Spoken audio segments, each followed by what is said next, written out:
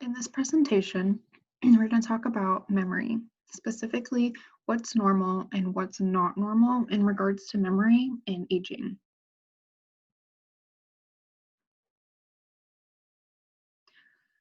So through this lecture, my goal is to help you understand the basic processes of memory, identify normal memory changes that occur with age and different reasons for experiencing such memory changes, identify signs and symptoms of non-normal memory changes, and understand what you can do to lower your risk for non-normal memory decline and what you can do if you are worried. So no surprise, our memory does in fact change as we age. Memory decline is actually a natural part of the aging process. So things like losing keys, misplacing a wallet, or forgetting somebody's name are common experiences for many older adults. However, for people nearing or who are over the age of 65, which is about when the prevalence rate of dementia begins to increase, such memory lapses can be incredibly unsettling and quite scary. Many wonder if they have Alzheimer's disease or another type of dementia. Developing Alzheimer's or dementia is a widespread fear among many older adults. The good news, though, is that Alzheimer's disease is not a normal part of aging, and most older adults don't develop Alzheimer's disease.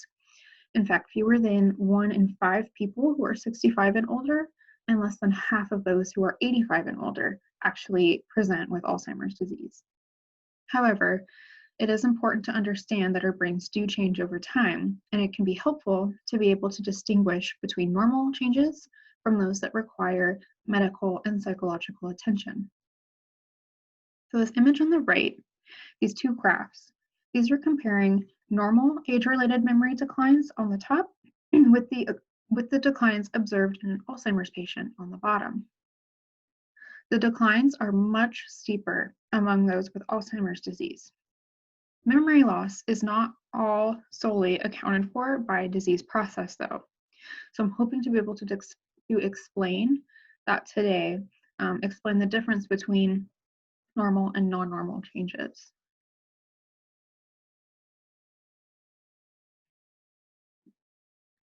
So first, let's talk about memory in general. Memory doesn't just happen. It's actually a complex process that involves a number of steps. To start, this is a basic memory process depicted here on this slide. So in this process, first, before there can be a memory, you need to gain or acquire some new information. So the acquisition phase, this is the process of gaining information and placing it into memory. Then, once you have acquired such information, you need to hold it in your memory until that information is needed. So we refer to this part as the storage phase. And finally, we remember. So in other words, we somehow locate the information in the vast warehouse that is our memory and bring it into active use. And this is called retrieval. After we retrieve a memory, or is what we usually just refer to as recalling or remembering, we actually acquire it again in a sense, and the memory is then re-encoded into storage. These memories, or these processes of memory aren't a one-way street. They can occur in both directions. I'll explain that a little bit further with this image here. So as I mentioned, there are a number of pieces that go into what we just tend to refer to as memory. So the model here is called the modal model, which was initially introduced in 1965 and refined in 1968. And it provides a simplistic depiction of this memory process. It does have some outdated ideas, but because of the simplicity, it's a really nice starting point to understand this complex process of memory. So according to the modal model, information first arrives and is then briefly stored in sensory memory. The incoming information is in its raw form here, meaning that it is what it is. So we see what we see, we hear what we hear, but it doesn't have that added interpretation or context. And the same goes with other forms of sensory information. So after a process of selection and interpretation, based on our experiences and context, the information moves into short-term memory, which is where information stays while we're working on it. So here, we either maintain that information in our short-term memory via rehearsal, which means that we're just thinking about it, or it's lost and we stop thinking about it. So some of the information in short-term memory will move into long-term memory, which has much, much more storage space than short-term memory does, and is a much more permanent place for memories to live. Current conceptions of memory, though, use working memory instead of short-term memory. And this refers to what we're working on. So working memory is a process instead of a place. And it's describing the rehearsal of new information for long-term storage, as well as the retrieval of long-term memories, which will then be reprocessed into long-term memory again. So an easy way to think about what working memory is that it's really whatever's on your mind, whatever you're thinking about. So if I read you a list of 10 words, the words that you hear are going into your working memory. But there's a limit to what you can work on. So for most people, on average, we're only able to hold on to 6 words at a time. We're only able to work on 6 words at a time. So the earlier words would be bumped out as new words come in once our working memory is full. So this describes a recency effect that our brain has, in that we're better at remembering more recent information because it's in our working memory. But you might also remember the first couple of words quite well. And this is something called the primacy effect, in which we're able to maintain information in working memory by rehearsing it, repeating it over and over again, which helps us move it into long-term storage. So this is shown here as well. So in this graph, you're able to see that words that were given or read earlier in this list of words were recalled more frequently than those in the middle, because these words were maintained via rehearsal and able to move into long-term memory. But the recency effect is shown on the right side of the graph. These words were held in working memory, and so they were also remembered more frequently and more consistently than words in the middle of this long list of words. So in addition to different stages and processes of memory, there are different kinds of memory. And with age, not all types of memory are affected in quite the same way. So one type of memory, called semantic memory, is something that continues to improve for many older adults. Semantic memory is the ability to recall concepts and general facts that are not related to specific experiences. For example, understanding the concept that clocks are used to tell time is a simple example of semantic memory. And this type of memory also includes things like vocabulary and knowledge of language. In addition, procedural memory, your memory of how you do things, such as how to tell time by reading the numbers on a clock, typically stay the same with age. On the other hand, there are some types of memory that do decline somewhat with age. So do you sometimes walk into a room and have trouble remembering why you went in there? Or occasionally have trouble remembering where you left your car in a parking lot? Or sometimes have difficulty remembering appointments? These types of forgetfulness, this describes episodic memory, which captures the what, the where, and the when of our daily lives. This type of memory does decline somewhat over time. There's other types of brain functions that decrease slightly or slow down that can impact our memory.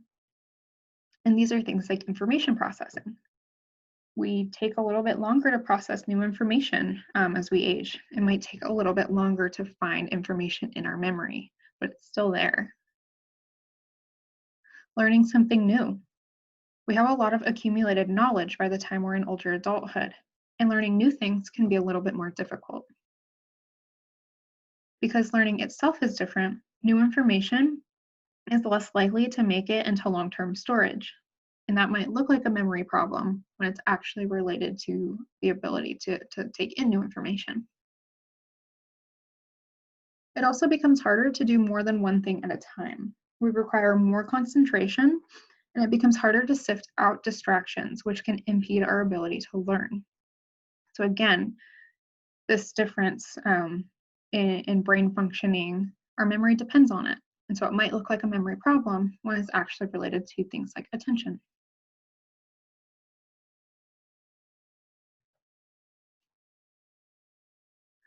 The structure of our brain is subtly changing all the time.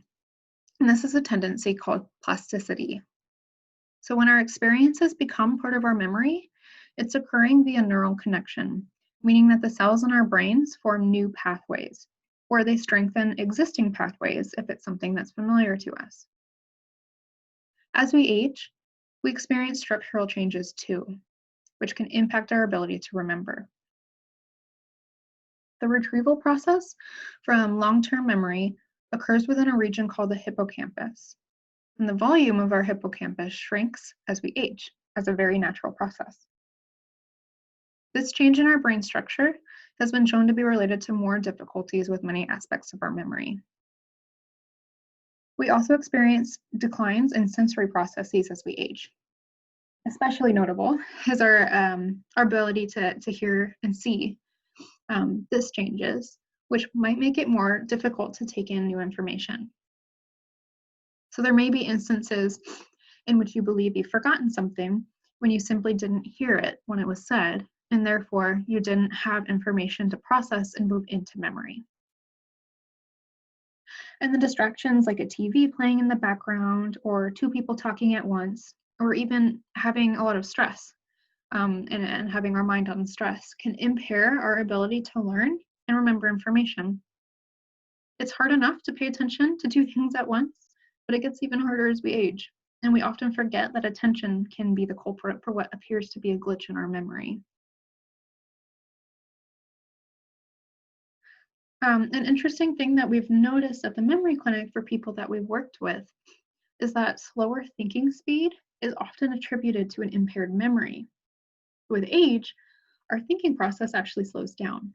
So sometimes we just need to give ourselves a little bit more time, and you can find that information. Like, have you ever been frustrated with your memory when you're unable to think of a word on the spot, but you remember it 5 minutes later after the conversation has ended? Sometimes we just need a little bit more time. Glitches in memory can also be caused by a number of physical and psychological conditions that are entirely reversible. So in this case, if you were to identify and treat the condition, your memory might actually improve. So for example, among older adults, the following common conditions can lead to memory problems. So things like anxiety and depression, dehydration, infections, medication side effects, taking in poor nutrition, abusing different substances, and thyroid imbalance.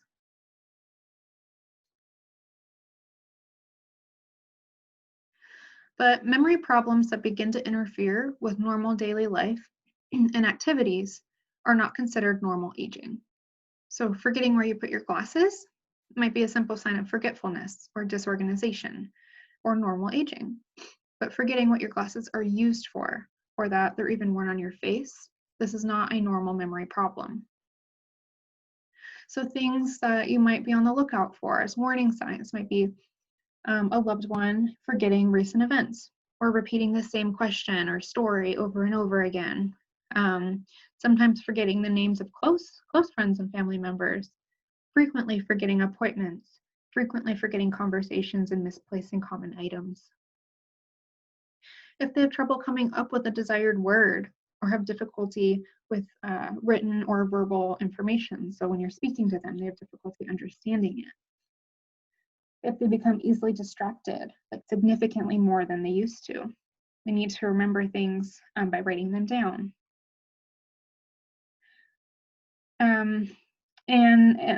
Despite all of these significant memory impairments, they can still function independently typically. So all of these things, I want to take a moment and say that to an extent, we can all experience these things. But signs of non-normal memory changes or mild cognitive impairment these are significant. So mild cognitive impairment is really this middle between normal aging and dementia. So symptoms are significantly worse than we might experience in normal aging, but they're not at the level of dementia. So keeping in mind too that dementia is a term that describes many subsets. So on top of these same symptoms of mild cognitive impairment, dementia also has these added aspects to them. So being unable to perform complex daily tasks like paying bills, taking medication, and driving, losing insight or awareness of this memory loss, so no longer concerned or even aware of a memory loss, displaying poor judgment or declines in rational thinking and ability to problem solve. And then at some point, memory, language, and the ability to think become so impaired that self-care tasks can no longer be performed without assistance from somebody else.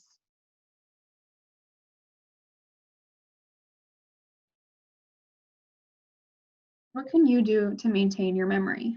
Because it's hard to regain memory once it's lost, but there's things you can do to maintain your memory in the meantime. So one thing you can do is socialize. So participation in social and community activities has been shown to improve mood as well as memory function. And also to move your body. Physical activities and exercise, like brisk walking and gardening and walking up and down stairs, can help boost and maintain brain functioning. You can also train your brain using different strategies to remember names. I'll talk a little bit more about different ways you can engage your brain on the next slide. But also don't buy into ageist stereotypes about memory decline.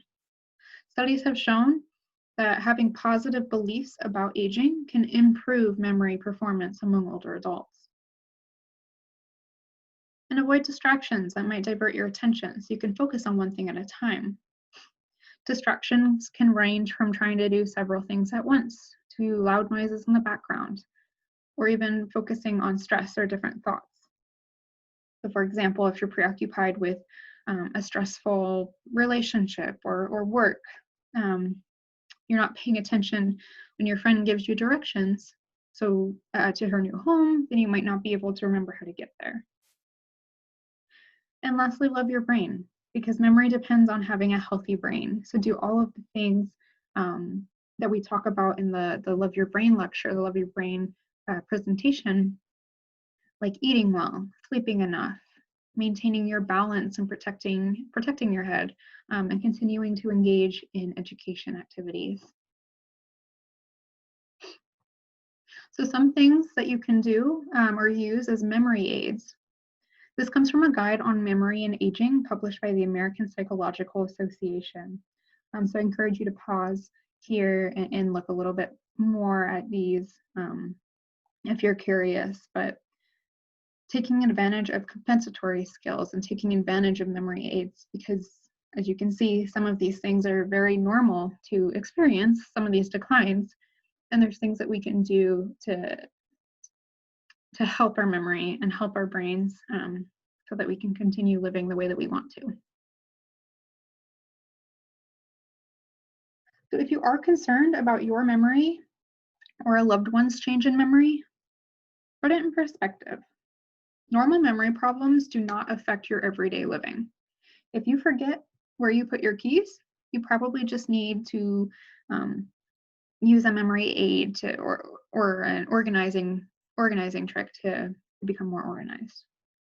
However, if you forget what your keys are used for or how to unlock doors, you should consider seeing a psychologist for a complete assessment and or speak with a primary healthcare provider.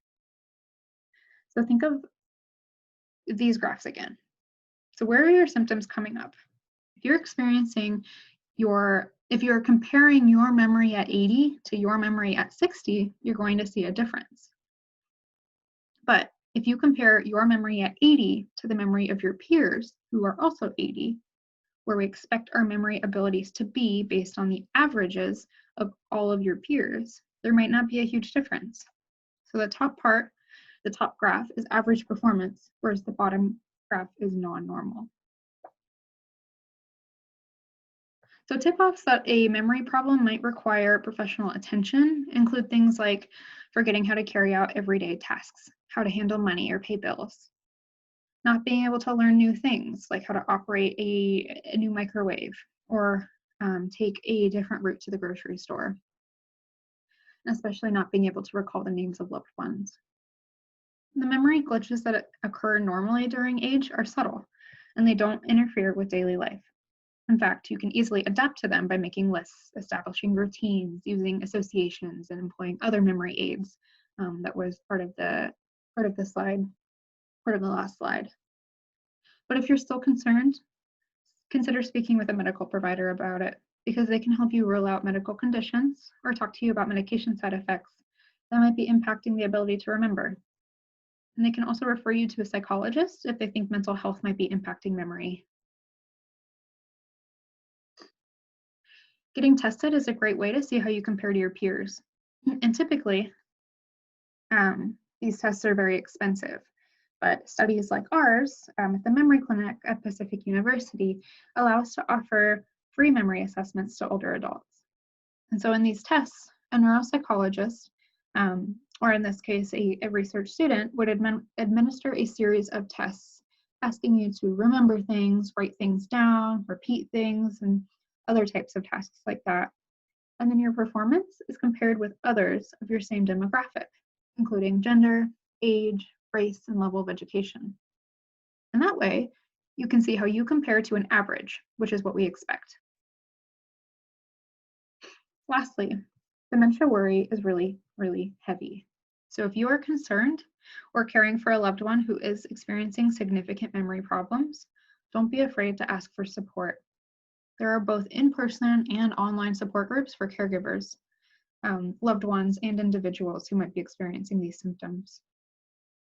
The takeaway here is that some memory problems come from temporary states, are reversible, or are expected with age.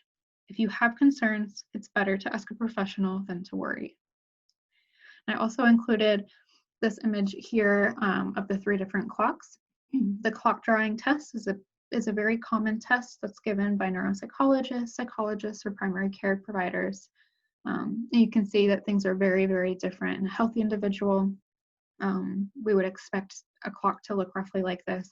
In an Alzheimer's patient, you can see that it's definitely worked in some ways, and in Parkinson's patients who experience motor concerns as well as cognitive concerns, you can see that the clock is also